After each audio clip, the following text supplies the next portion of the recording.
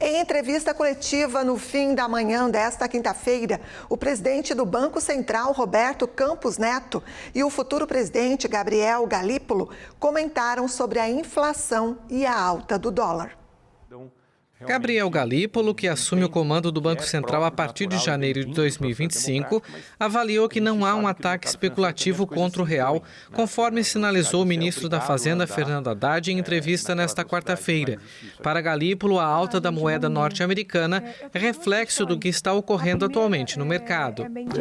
Não é correto tentar tratar o mercado como um bloco monolítico, vamos dizer assim, né? Ou seja, como se fosse uma coisa só, que está coordenada, andando num único sentido.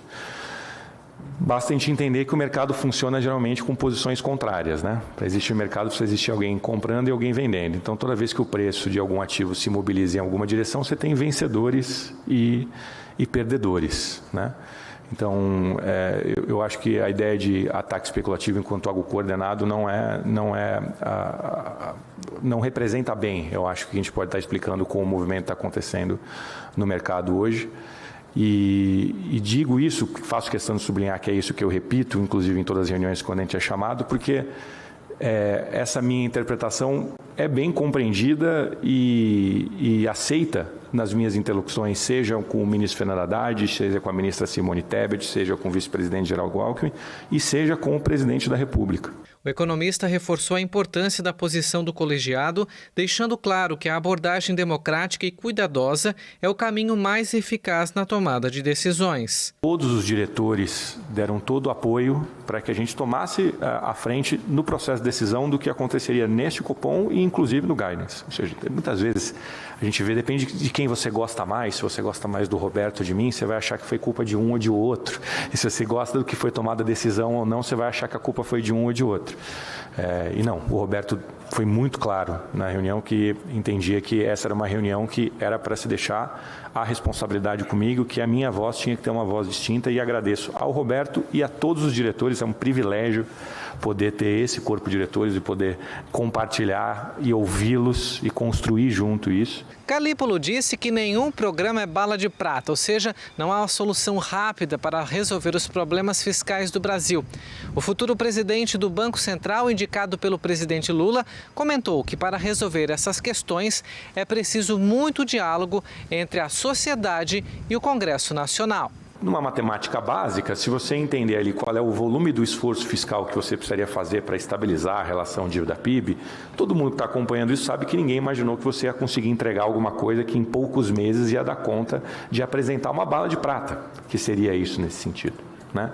E como todo mundo está acompanhando, as medidas, sempre que são apresentadas de maneira absolutamente legítima num processo democrático, elas envolvem debates e questões nesse sentido. Então, acho que existe essa gestão de expectativas, vamos dizer assim, e tempos e movimentos que são exigidos e necessários do processo democrático e para quem está ali fazendo posições e segurando ativos do mercado, é sabido que existe isso e que é preciso endereçar esse tema fiscal de forma contínua. Ou seja, se não é possível oferecer uma bala de prata com uma única medida, isso significa que isso tem que se dar de maneira contínua, no sentido de procurar corrigir ou melhorar todas as dificuldades que nós temos no tema fiscal, que envolvem desde o tema do déficit até uma questão de eficiência, até uma questão de justiça tributária.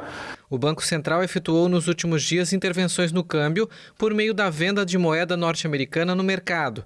Mesmo assim, o dólar tem operado pressionado em razão da discussão do pacote de corte de gastos no Congresso Nacional. A gente não faz avaliação se o câmbio num patamar é racional, ou se é compatível ou não. A gente respeita os preços de mercado, entende que toda vez que tem uma negociação tem um comprador e tem um vendedor, e que o preço está ali por uma razão de mercado, por uma percepção de um conjunto de pessoas do mundo produtivo, do mundo financeiro, do mundo empresarial. Então, a gente não faz uma análise de se o câmbio deveria ser A, B ou C. A gente usa o câmbio como parâmetro, né, para as nossas estimativas, para os nossos modelos. A gente faz, às vezes, projeção olhando à frente, né, com diversos cenários, Mas não cabe a gente fazer um comentário se o câmbio está justo, se não está justo. Com a alta na saída de recursos do país neste fim de ano, Roberto Campos Neto explicou que o Banco Central resolveu intervir com leilões de venda de dólares como forma de contrabalancear essa saída atípica de divisas do país. Segundo ele, o BC não mudou a forma de atuar no câmbio, ou seja, continua sem meta para o dólar. Quando você faz uma intervenção, a intervenção ela tem que ter duas coisas. Ela nem pode ser pequena demais para que não tenha efeito e você continue gerando ou continue com disfunções no mercado, disfunções de liquidez, e nem pode ser grande demais para que faça com que as pessoas tenham a percepção que aquele instrumento perdeu a capacidade de hedge.